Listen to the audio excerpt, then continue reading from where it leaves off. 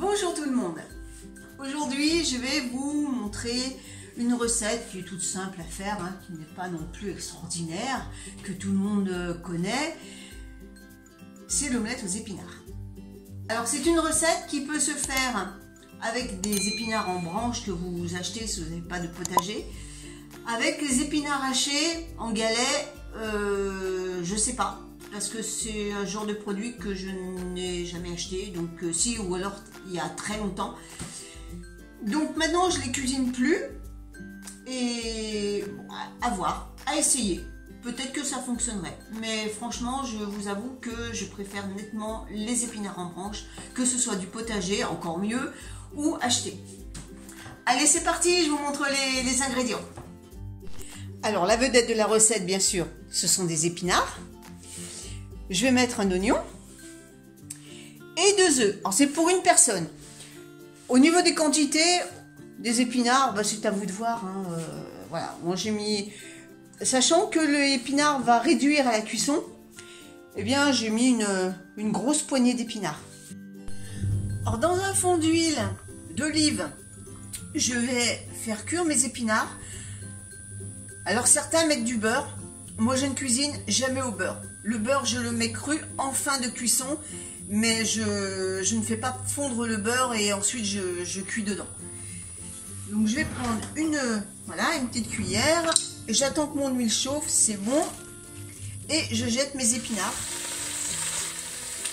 Alors ça va cuire très rapidement. Et je touille. Et vous allez voir, au niveau du volume, ça va nettement réduire.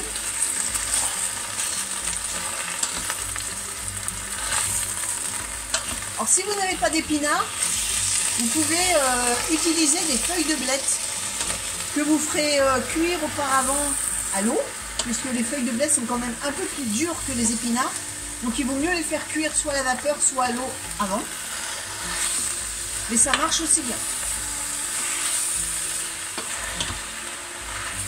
Regardez, ça a déjà bien réduit.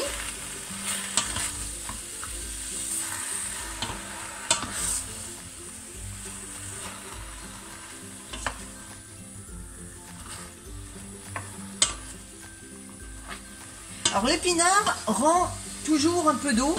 C'est pour ça que je l'ai fait cuire avant. Parce que dans la recette initiale, on fait cuire les épinards dans la poêle et ensuite on casse les œufs dessus. Mais je trouve que ça rend pas mal d'eau, donc je préfère le faire en 2 fois. Voilà. Donc là c'est cuit, j'arrête. Vous voyez, c'est très rapide. Et maintenant on va s'occuper des œufs. Donc là je vous apprends rien. Je vais battre mes œufs en omelette.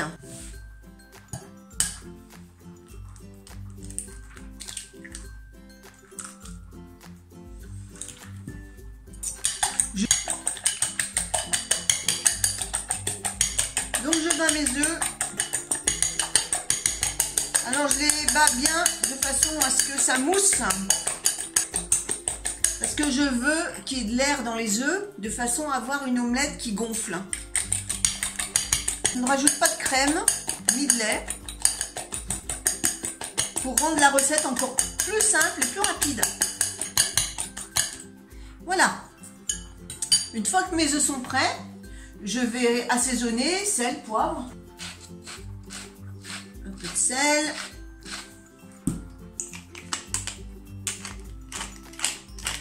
un peu de poivre.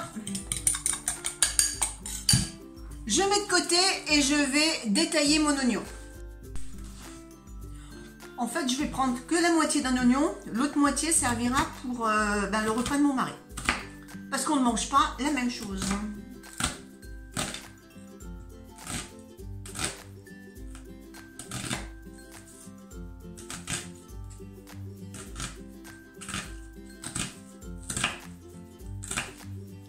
Voilà, donc j'ai détaillé l'oignon en lamelles et je vais le faire revenir dans une poêle.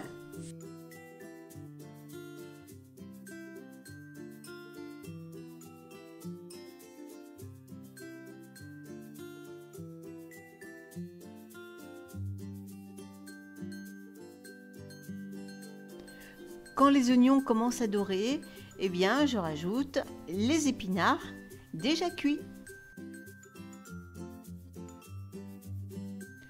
Je remue quelques instants.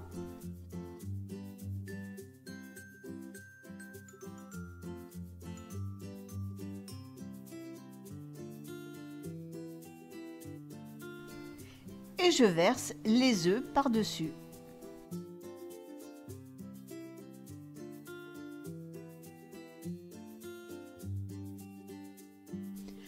Alors certains vont peut-être me dire, mais tu n'as pas mis assez d'œufs par rapport à la quantité d'épinards. Mais c'est un choix voulu. D'abord, je ne veux pas manger plus de 2 œufs. Et puis, je voulais qu'il y ait plus d'épinards que d'œufs.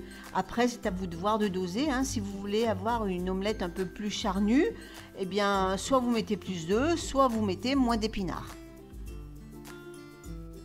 Une fois que l'omelette est cuite, eh bien, vous la repliez en deux. Alors au niveau de la cuisson, eh bien, vous faites selon vos préférences, hein, baveuse ou plus sèche. Si vous l'aimez un peu plus sèche, il suffit de prolonger un peu plus la cuisson. Et bien voilà, c'est une recette qui est facile à faire. Vous avez vu, hein, il faut très peu de temps pour la réaliser, même avec des épinards frais. Eh bien, je vous souhaite à tous un bon appétit. N'hésitez pas à refaire cette recette si elle vous a plu. Et puis, n'oubliez pas le petit pouce bleu, hein, ça fait toujours plaisir. Eh bien, nous, on se retrouve mercredi prochain pour une autre recette. À bientôt tout le monde!